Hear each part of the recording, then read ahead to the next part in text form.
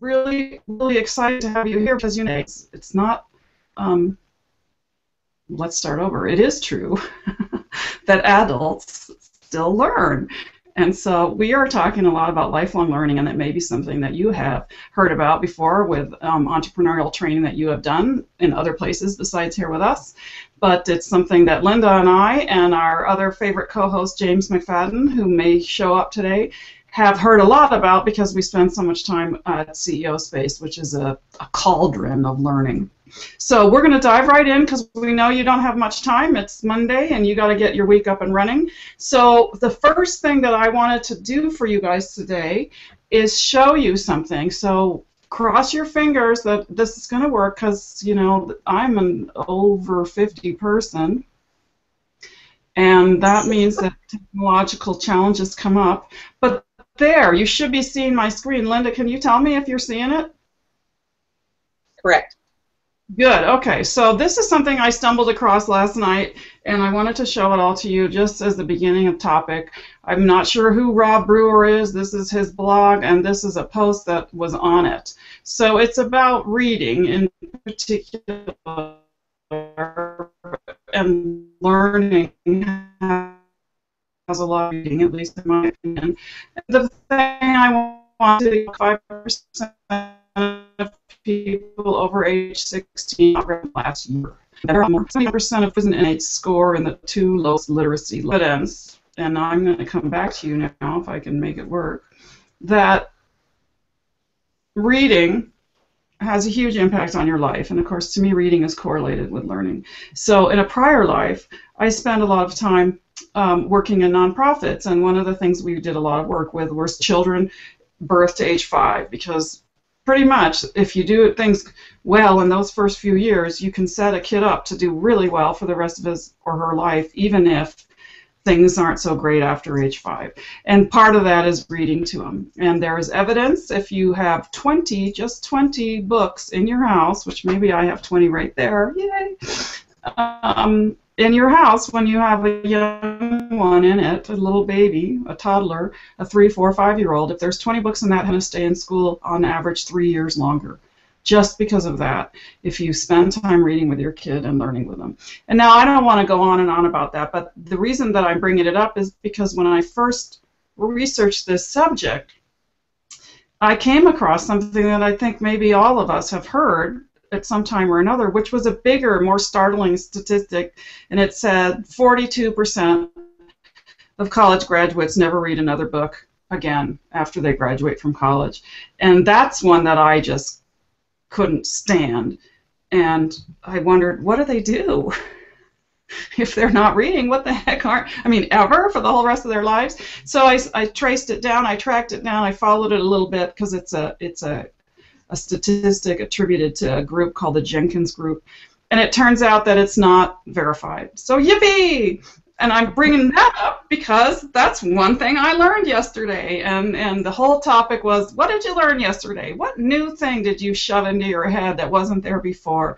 And are you living that kind of a life? So I want to pass it over to Linda, introduce yourself, and tell me a little bit, maybe if you can, what did you learn yesterday? Well, good morning, Linda Kay here, and I'm a website developer, so it is a constant learning process for me. Just when you think you've got everything nailed down, something new comes down the pike. So a lot of the reading that I do is not necessarily books, but it's online information. It's stuff that makes me more proficient at my job. And I noticed on that screen that you showed, Sarah, the very bottom of it talked about something reading in your chosen profession. And I don't know if you can share again what that little blurb was on that. But I think it's so important for anybody that's in business to really keep up with their industry. So I love it. I learned a lot about WooCommerce shopping carts all weekend long. Whatever they are. Woohoo, good for you. So money out selling products and services. I've tried very hard to get that screen up for you, but it's just such a challenge to run for me. There's the screen now, I bet, maybe. I don't I even can't know. see the orange at the bottom, and that's the one I'm referring to. So, yeah, okay. I'm trying, I really am. I don't know if I'll be able to even scroll right now. I can't seem to figure it out. And so I will do that a little bit later if I can for you. Perhaps you'll just read it to us. What does that last block say? I can't see it either right now, so I'm going to stop it, and I want to introduce Raymond for a second because we have a brave, brave soul here. I met him last week, and we were spending some time chatting at a meeting that I go to, and I told him about our Hangouts, and I said, you know, you might want to come on and be a guest speaker sometime because you have great information for entrepreneurs, and that's who our audience is, especially solopreneurs and people working from home like us. And he's never done a Hangout before, so, you know, we spent a little time chatting about what he might talk about, and I said, well, come and watch us this week, and if you feel really brave, go ahead and try to join us if you want to, and he has. So forgive him because he doesn't have a bottom third. Forgive him because he may not, you know, be as see, but I would love it, Raymond, if you have a word or two to say about our topic today for lifelong learning and what that might have meant to you in your journey. And forgive me for putting you on the spot if you're not ready, but all you have to do is say, no thanks, I don't want to talk. Good, you've unmuted, which gives you a chance to answer, so go ahead and say hi and introduce yourself. Well, good morning, Raymond Larson. Deborah and myself run a group called BizGate Financial Services. We are passionate about funding everybody that doesn't get funded by traditional lending for their business startups. And Linda, I need your contact information as we could use a website developer. I'd like to look at what you do. In terms of learning, we have spent our entire life, like you, we've changed careers 3 or 4 times, and my grandfather used to call me overeducated, but lifelong learning is not about a degree. It's about developing relationships. It's about always finding the connections that both grow the people you're with and as well reciprocate into your life. So we are learning today, we're learning how computers don't work very well for us. We are learning that we can interact in great and wonderful ways. And just that little screen you put up, Sarah, was phenomenal. It's amazing that after 8 years old, we really do stop learning if we don't deliberately choose to learn. And because we've all chosen new careers, the learning level has escalated for the 3 of us as we have to really always be on the fast track to understand different things, albeit everything we all do is the end result of other pieces we've done our whole lives. So I learned yesterday that that some of the things I thought I knew about computers was an absolutely a ghast failure. So I'm learning every day. Well, and I think it might be safe to say that you, in the last 24 hours, have learned how to do a Google Hangout or begin the process. And intend to employ it more. There you go. So, you know, we will help you with that process because we know it can be a real challenge for people, even though Google Hangouts have been around for, I don't know, 3 or 4 years at least, I bet. People still are struggling with, how do I get in, Sarah? How do I see it? You know, I can't find the link. And I'm struggling with how to help them do it. So the fact that you got here today makes me feel pretty dang good, too, because I didn't give you much information and I didn't give you much time either, and yet you're here. So the information must have been adequate, and the brave soul that you are on top of it is what carried the day. But yay for us, because we aren't, any of us, 8 years old. And well, the reality is plugins do work. they do, and you know, I mean, I don't know what your equipment is or what computer you have, but I know the first Hangouts that I was on with my older computer, you could either see me or you could hear me, but you couldn't get both. And so, yippee for you! You've overcome that hurdle on your very first try. Well, amazingly, I didn't even try until 10 minutes till, so I'm very grateful that it led me, and all I had to do was follow the road signs. Good. Well, yay. So, one of the things that I thought about when I was as I said, first doing this research and came across that statistic that turned out to not be verified anyway. I mean, it may be true, but it isn't verified, so we don't want to go on and on about it in terms of believing that it is true. But for the 10 minutes that I thought it was, and I said, wow, what are those people doing if they're not ever reading a book again the whole rest of their lives? And I thought, and then part of what also was going along with that was that there is a lot of evidence that in this country we aren't very high in literacy. The average American reads at a 7th or 8th grade level if they read at all.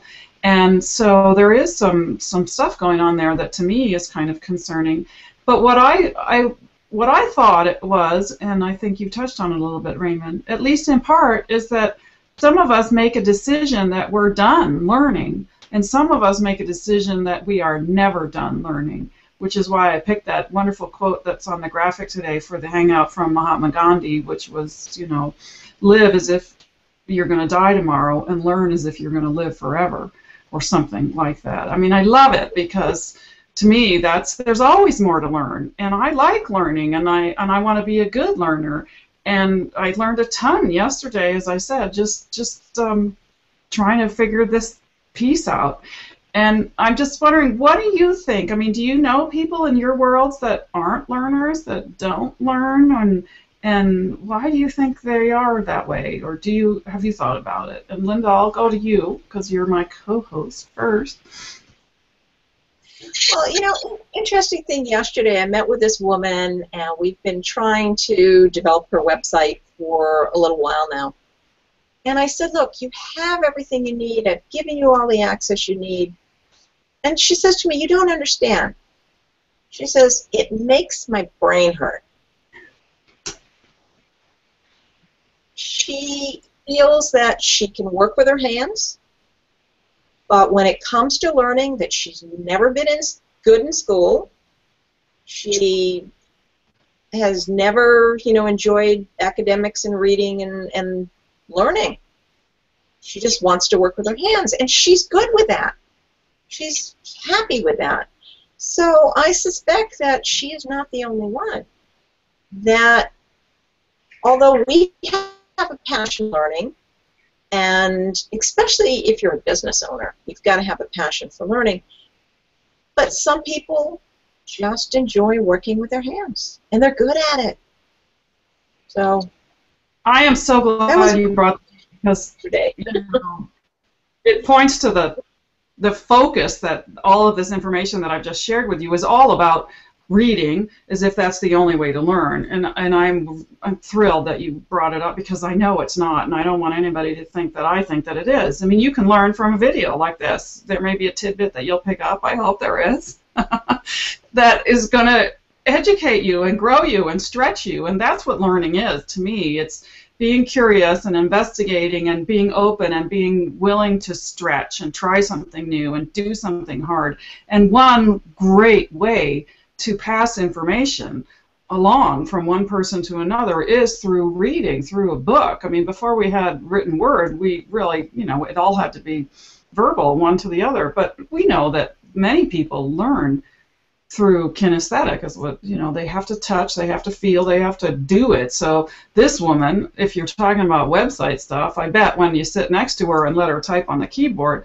she's going to get it way faster than if you say things to her and say, just click the link and, what does that mean? Show me and let me do it.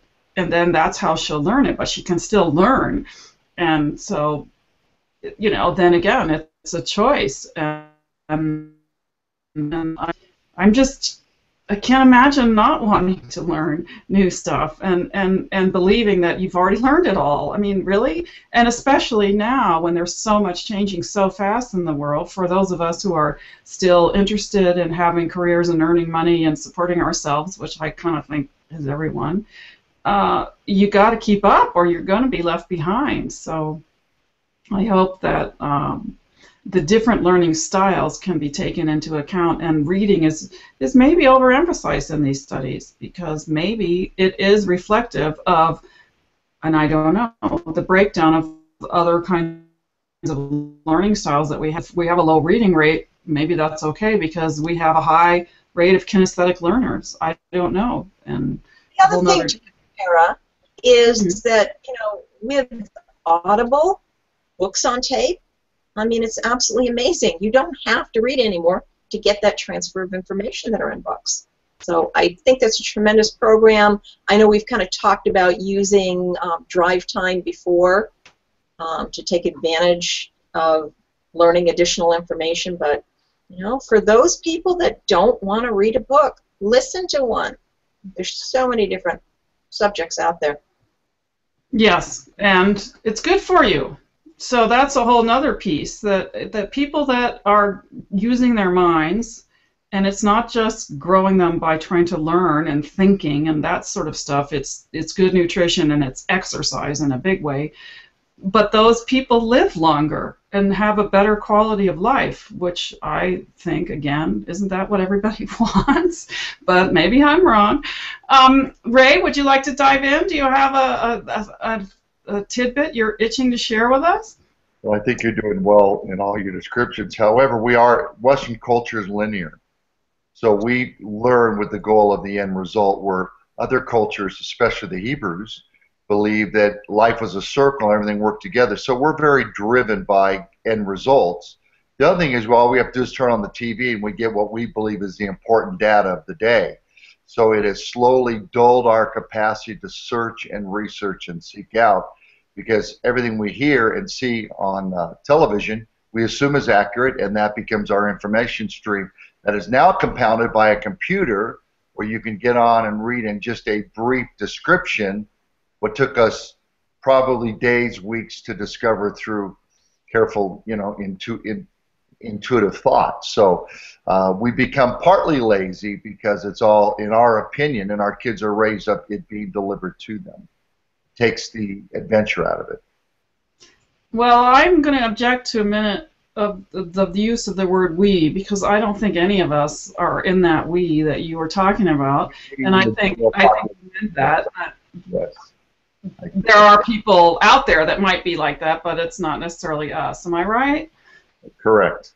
I remove we three from that discussion. and many, many more. Anybody that's watching, in my opinion, anybody that's trying to figure out Google Hangouts, if they're not 10 years old, because it's all easy for those guys that came pre-wired, good for you. You're stretching and learning, and someday you may be right there on the bottom, and there'll be 10 faces instead of just 3. But I did run across something like that as well, that the internet is amazing. It's wonderful. I think it's a fabulous time to be alive because you can find out so much. And you can do it so easily. You just Google and say, how do I do a Google Hangout? And boom, something comes up that teases you. But it might not always be the best thing. You have to be discriminate. You have to look at all of it. You have to think about it because it's the best for whoever. And it's the internet is great for getting tidbits quickly. Oh, is that true? I can find out in 10 minutes. I don't have to go to the stacks. Do you remember the stacks? I mean, microfiche. Library. Yeah. Microfiche. The stacks. Yeah. I mean, it was amazing. You go in and you get lost, and there was just row after row after row of metal shelves with dusty books that looked like nobody had touched any of them in 100 years, and then you would magically find the book that you had looked up and open it, and maybe it would have your answer or maybe it wouldn't, and it was really hard work sometimes to trace things down. And now it's much easier, but to get that kind of depth that you were talking about, Raymond, of really understanding something and the background behind it and how these answers came about, that may require some more work than just a click and a Google thing. Google. Well, I prefer the click in Google. It's easier. However, you often don't get exactly what you need unless you go 10 pages deep. And one of the mistakes we make is not everything on internet is accurate or true. It's opinion, it's suggestion. You have to research past that. And I am not a researcher. I have to discipline myself to do that. Yeah, and I think it's the same with television, which is what you first were talking about, that we here I go, many, we think, we don't know because we're not one of them. Lots of people perhaps turn on the TV and think that's all I need to know is whatever so-and-so at the nightly news is telling me. And there's a lot more out there than that. Yeah. But I hope we're not lazy. I hope we just need a little nudge and need to be reminded, because I think it's really fun to learn something new. And when I was putting together this topic and I challenged, what did you learn yesterday? Then I started to think about kind of over the whole last week what I learned. What did I learn from making the, I think, mistake of downloading Windows 10? I learned a lot from that, a lot. And I got out of it. I survived it. And, that was part of what I did last week. Instead of just sailing without it, I dove in and tried to learn it, and it wasn't a good time for me, and I got myself out of it. And, that was just part of what I learned last week.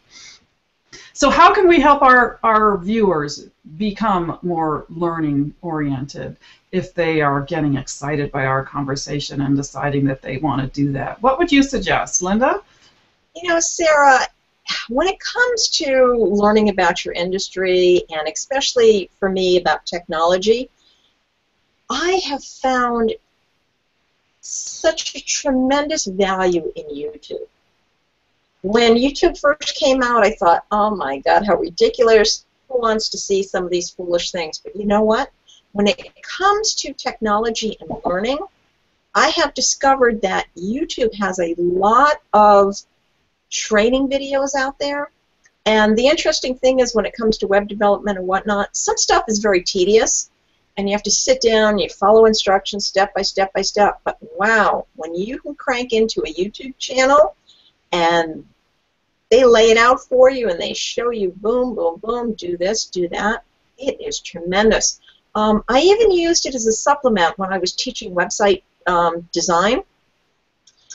I made my course curriculum and then I supplemented it with YouTube videos, because rather than me reinvent the wheel each time, I found that it's already been done, it's already out there. It gave the students a fresh perspective by seeing someone else how to do it. And what I was able to do was explain the little things that perhaps the video didn't show. So YouTube is just a tremendous resource for learning about a lot of things. You name a topic, YouTube's got something on it. So. Yes, they do. Yeah, a while ago, maybe a year or so ago, when I think I was dealing with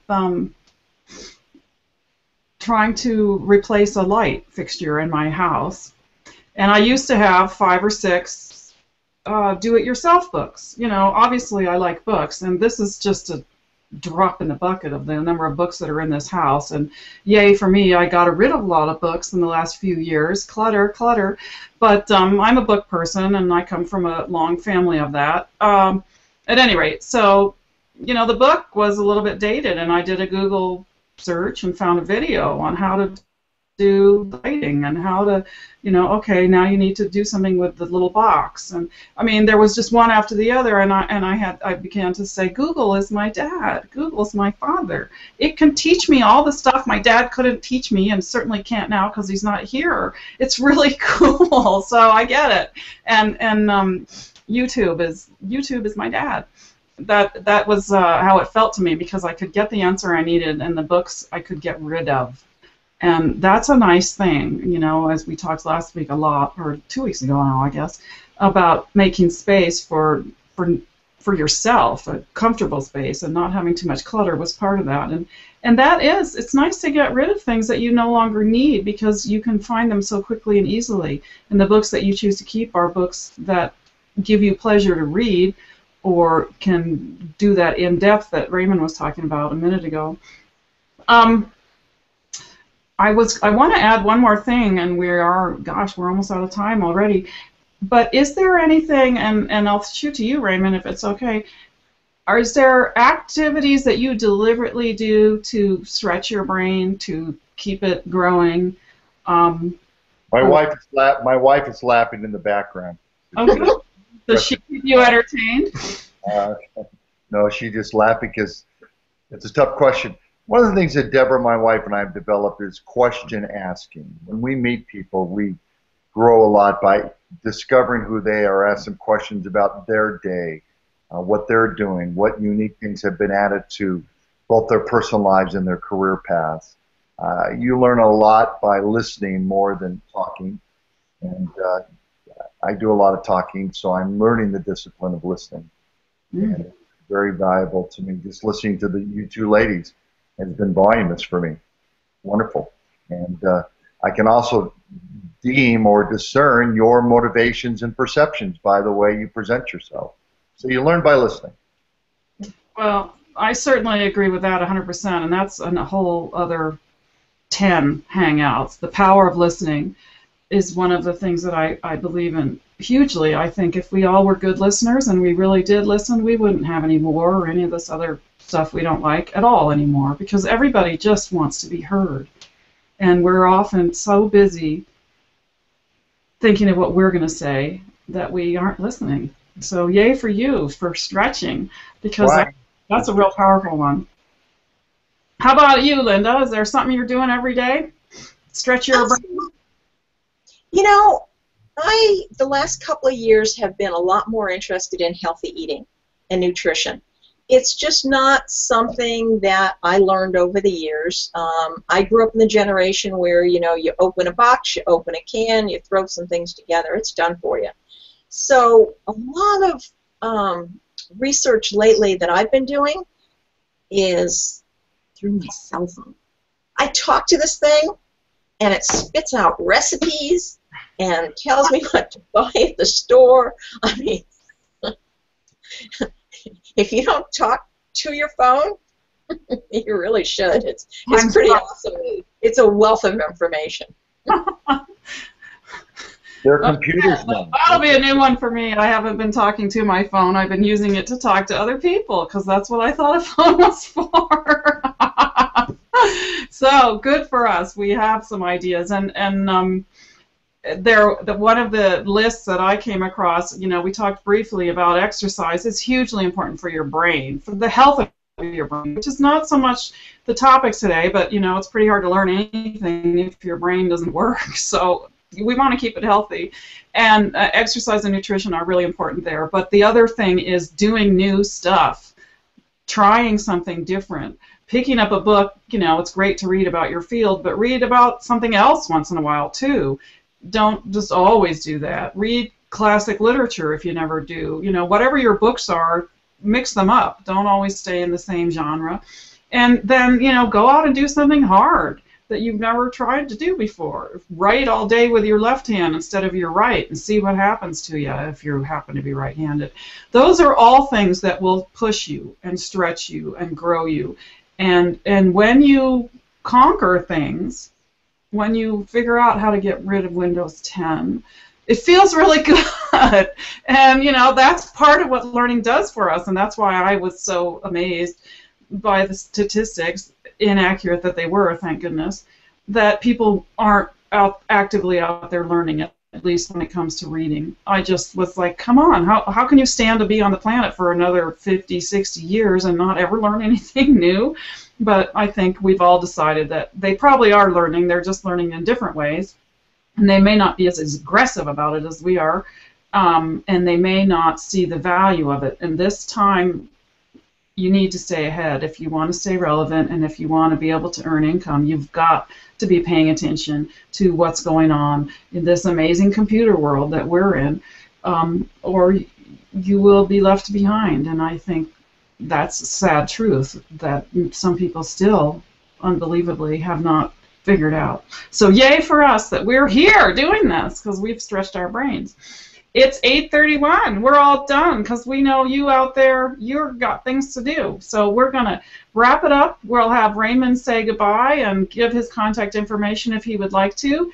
And then back soon for as a guest speaker to talk about his specialty. But so you'll be able to see that coming up sometime. We don't know exactly when yet. And then pass it to Linda, and then I'll close it out. Hey. My name, of course, is Raymond Larson, Bisgate Financial Services. My phone number is 775-432-6670, and it's Raymond@BisgateFinancial.com. Right. Thank you, Raymond. Linda? Thank you. And I am Linda Kay at InteractiveSynergy.com, and I have probably forgotten more about, website stuff than a lot of people have ever learned. So I'm a wealth of information when it comes to building an online website. Plus, you are an amazing learner who has been with me practically since the beginning of this wonderful challenge of mastering Google Hangouts and the recorded videos that we get out of them and learning how to edit them, which is what I'm working on now. And yay for you, because you're not getting left behind in the dust. And none of our viewers are either. So we want to thank you for coming and joining us today. This is your Momo. It's your Monday Momentum. It's here to help you get your week started, because we know what it's like to work from home and get distracted by things like the laundry. It's always the laundry for me. And all sorts of other things that you could be doing instead of working, because when you have that job, you somehow change and do stuff for 8 hours and then go home. But when working at home, it's really easy, at least for this girl, to get off track. And that's why we do this, to help you and to help ourselves every Monday get the week started in a good direction with some good positive energy, so we can slide into home base on Friday feeling really good about what we did. So yay for you for joining us. Come back next week. Like us and love us and subscribe to us on YouTube. And we will see you soon. Thank you very much.